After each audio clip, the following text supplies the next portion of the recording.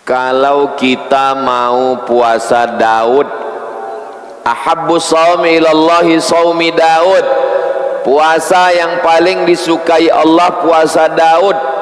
Yasumu yauman, puasa sehari, wa yuftiru yauman, makan sehari.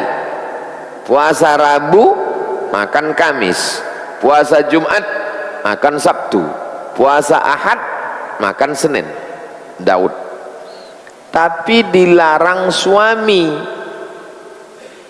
kata lakinya, jangan kau puasa Daud,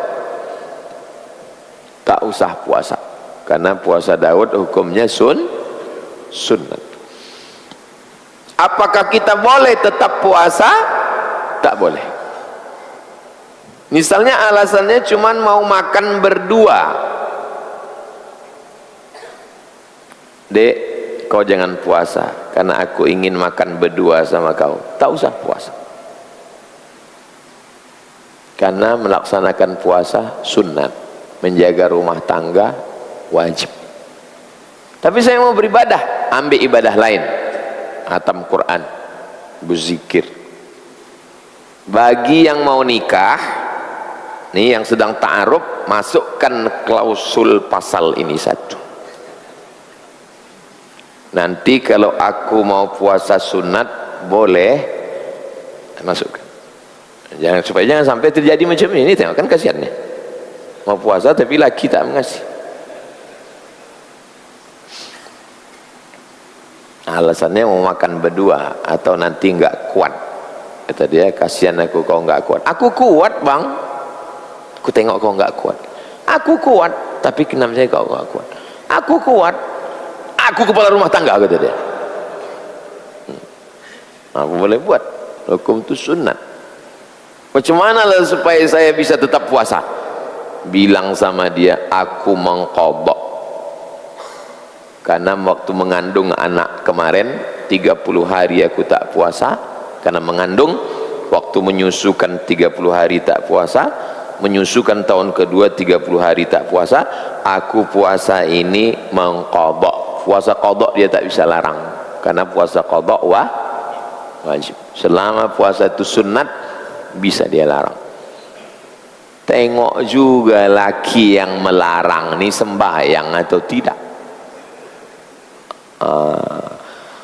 Aku kepala rumah tangga, ar-rijalu qawwamuna 'alan nisa, laki-laki pemimpin bagi perempuan, tapi tak sembahyang, berarti dia memain-mainkan agama. Orang yang tak sembahyang menurut mazhab Hambali kafir, tak layak dia melarang. Hambali, tengok sembahyang dia atau tidak. Jika pemimpin harus bisa jadi imam, berarti pemimpin tidak boleh perempuan dan tidak boleh non muslim. Pemimpin yang dimaksud adalah khalifah. Khalifah itu big state, big state, pemimpin ulil amri, tak boleh perempuan. Adapun pemimpin sektoral boleh perempuan. Kenapa? Karena kekuasaannya tidak mutlak. Dia bisa di impeachment. Berkumpul DPR, DPRD kabupaten, kota, provinsi, DPR RI untuk membuat mosi tidak percaya, membuat hak angket, jatuh dia, bisa impeachment namanya. Sedangkan ulil amri, khalifah, amirul mukminin tak bisa. Itu yang tak boleh perempuan. Mana dalilnya boleh pemimpin perempuan? Pemimpin polisi hisbah yang mengawasi timbangan di pasar kota Madinah, namanya polisi hisbah. Kalau kita sekarang Satpol PP, itu namanya Ummu Syifa. Ummu Syifa perempuan. Ketika perang Jamal artinya onta, karena pemimpinnya naik onta, dipimpin oleh Aisyah. Itu dalil perempuan boleh jadi pemimpin. Ketika ulama besar Ula'an, siapa ulama besar Ula'an? Syekh Burhanuddin Ula'an. Syekh Burhanuddin Ula'an ini punya guru di Aceh, namanya Syekh Abdul Raub Singkel. Makamnya di Banda Aceh. Begini air tsunami itu melewati makam Abdul Raub Singkel, tak rusak kubur. Wali Allah Syekh Abdul Raub Singkel, murid dari Imam Ibrahim Al-Qurani Al-Kushasi dari Madinah.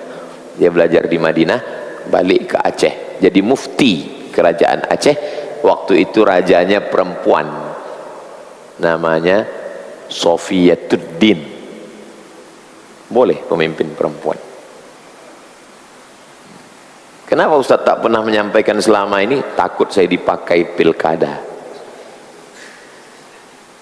Jadi yang tak boleh itu, yang tidak boleh itu adalah ulil amri, pemimpin big state, pemimpin seluruh dunia ini. Tak boleh perempuan, dia mesti laki-laki. Dia yang menjadi imam, dia yang menjadi khatib, seperti Nabi Muhammad sallallahu alaihi wasallam. Misalnya terpilih wali kota perempuan, terus gimana dia mau mimpin di Masjid Ar-Rahman? Diangkatnya imam, namanya imam ratib, namanya imam ratib. Masjid ini ada imam ratib 2, makanya sejadahnya 2, imam ratib depan, saya di samping. Tak boleh saya di sini karena imam ratib. Saya mau mengajarkan fikih tentang imam ratib. Siapapun yang datang kemari tak boleh jadi imam ratib.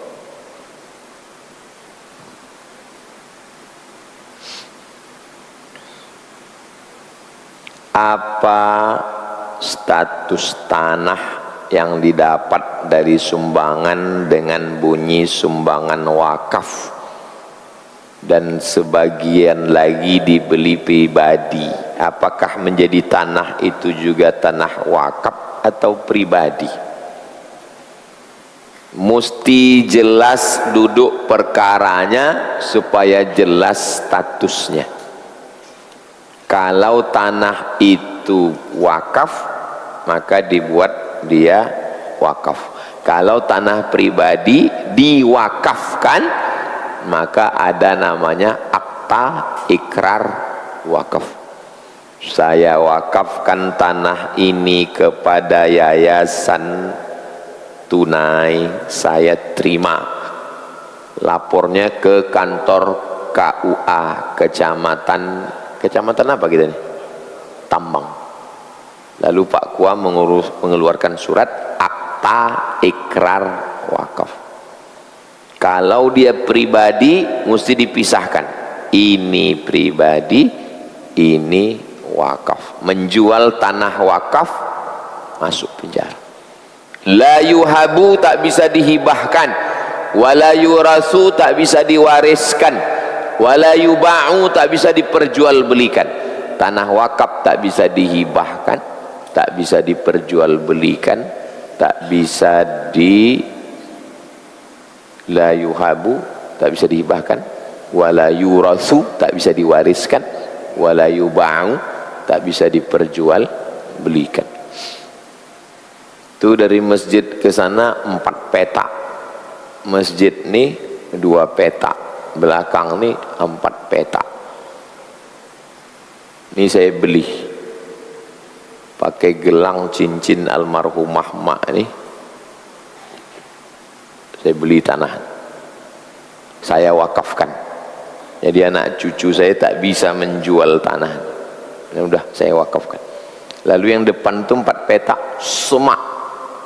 Setiap tamu datang, gimana masjidnya ini semak Pak Ustadz? Entahlah, aku pun tak tahu. Datang orang dari Surabaya, didatanginya pemilik tanah itu, dibayarnya, diambilnya surat, kuwakafkan tanah ini. Itu tanah wakaf. Itu tanah wakaf sampai ke belakang. La yuba'u, tak bisa diperjualbelikan, wala yurathu, tak bisa diwariskan, wala yuhabu, tak bisa dihibahkan.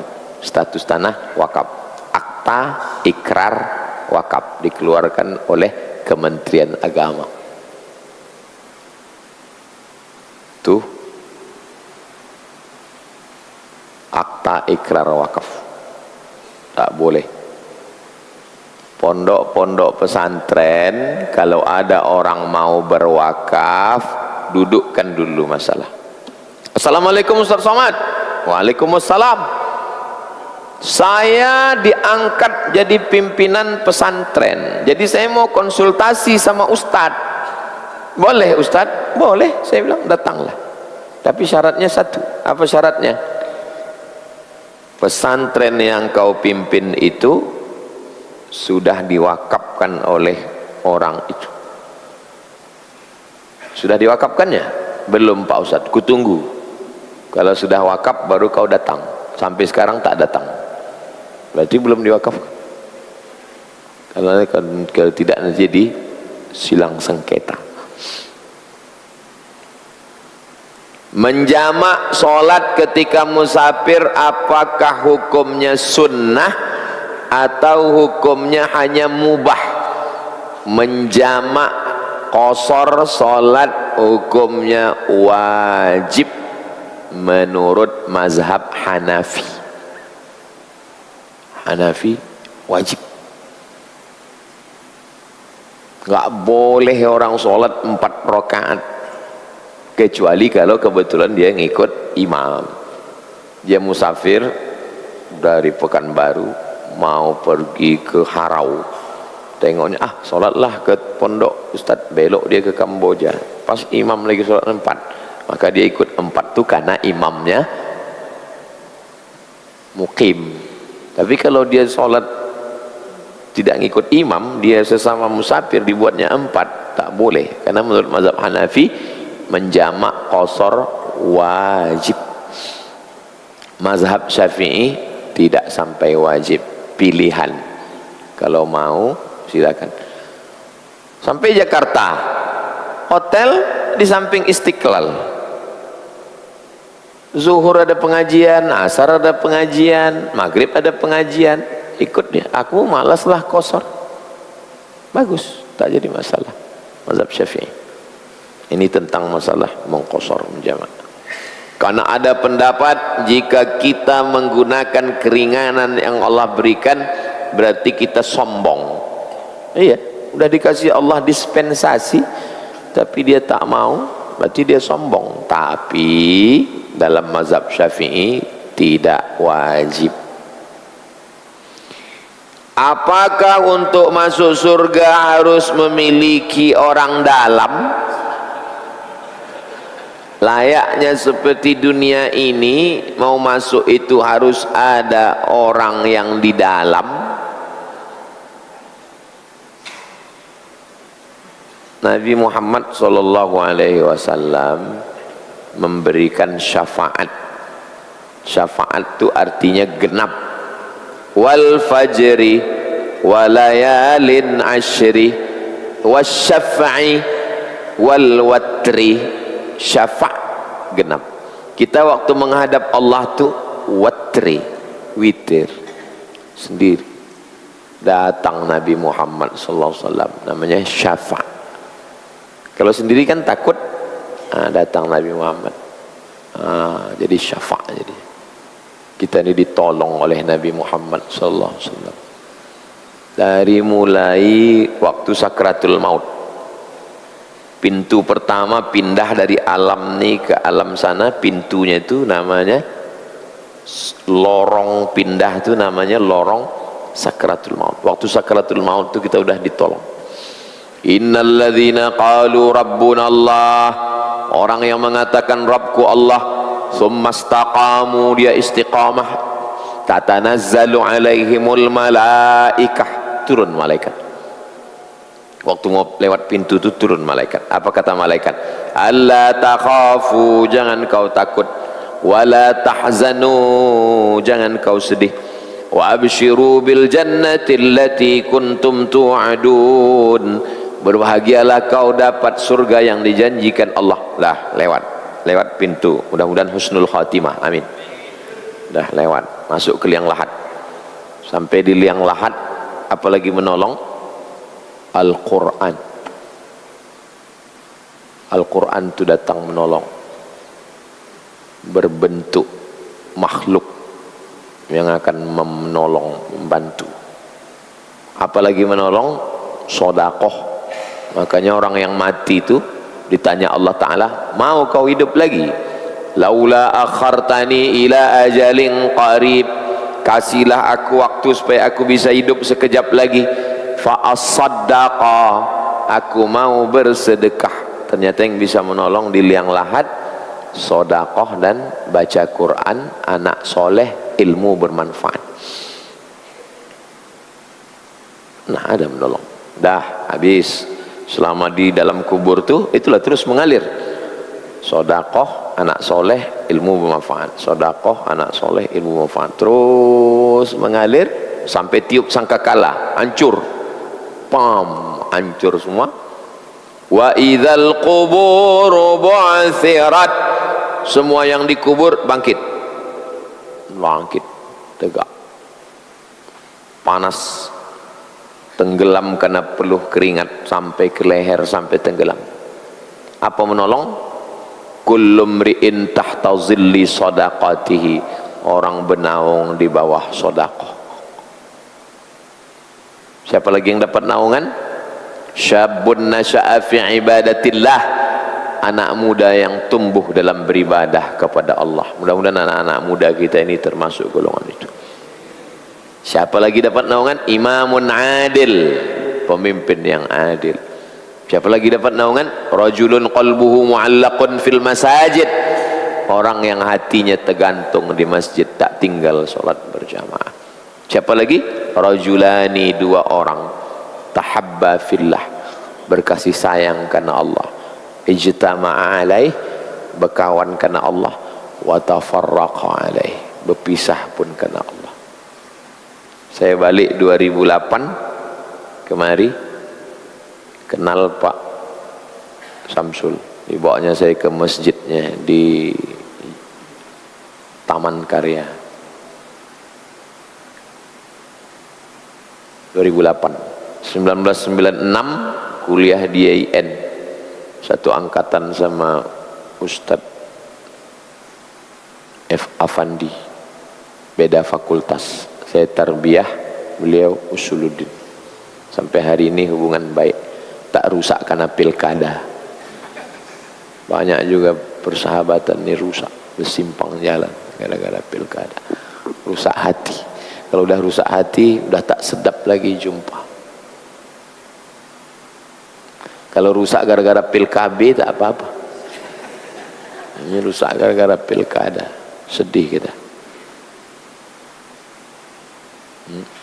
Kalau kau menceritakan aibku, kalau bisa jangan sampai ke telingaku. Supaya apa?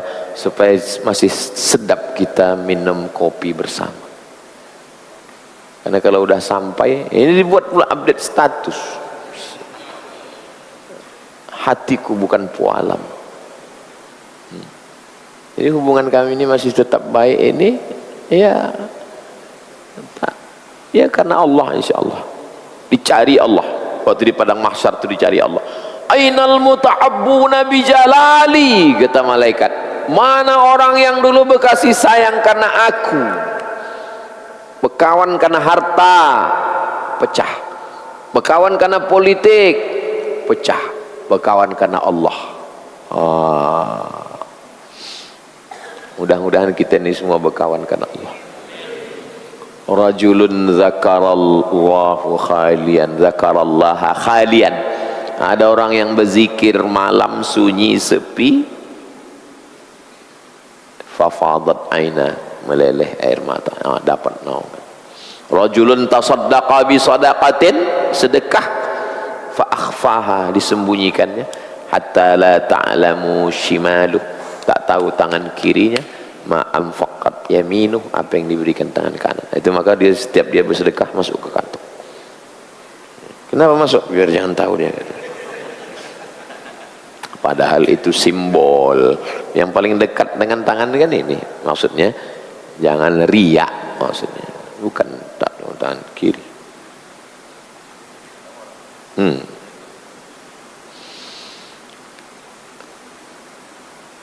Udah habis.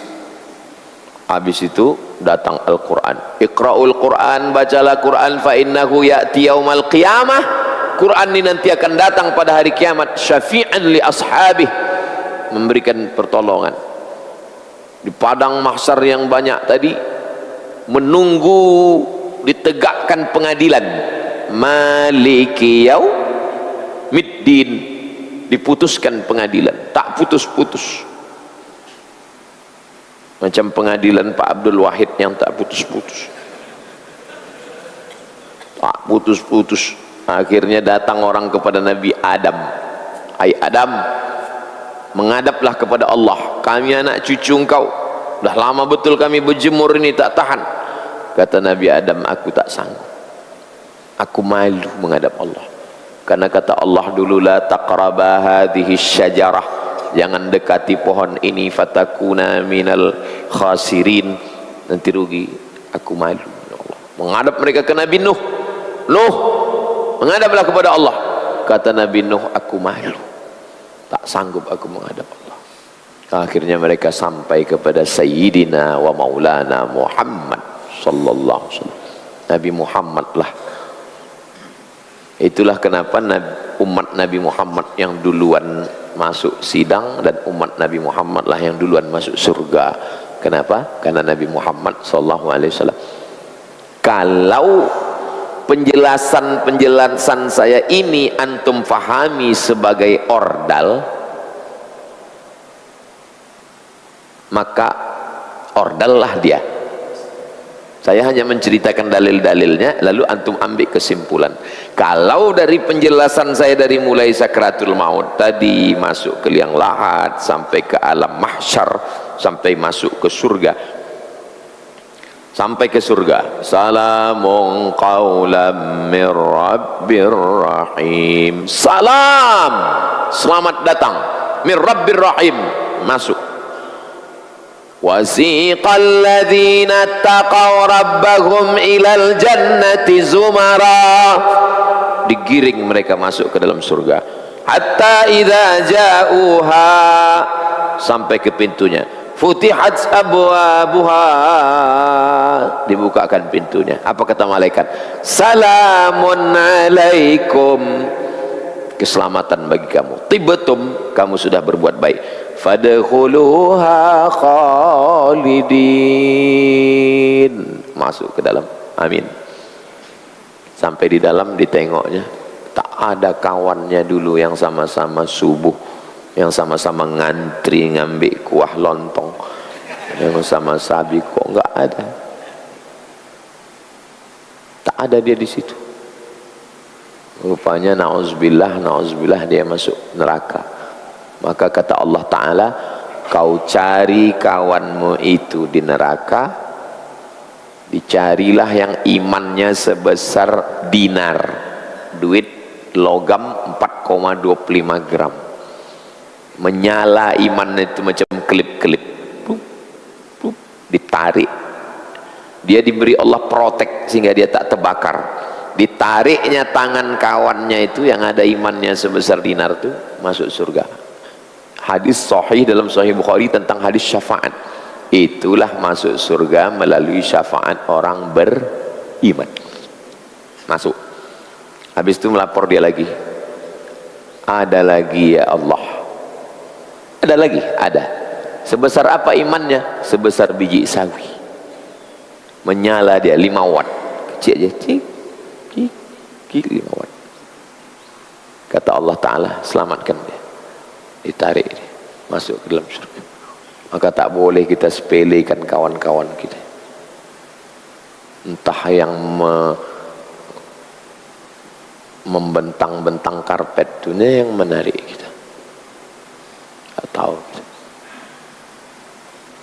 entah yang menyusun-nyusun slop itunya yang menarik, entah yang mencuci-cuci WC itunya yang menarik. Tak boleh menyepelekan orang. Mungkin dia lebih ikhlas, mungkin dia lebih bersih. Kita masuk surga bukan karena amal kita. Kalau penjelasan hadis ini antum pahami sebagai ordal, sekarang saya tanya balik, apakah ada masuk surga karena ordal?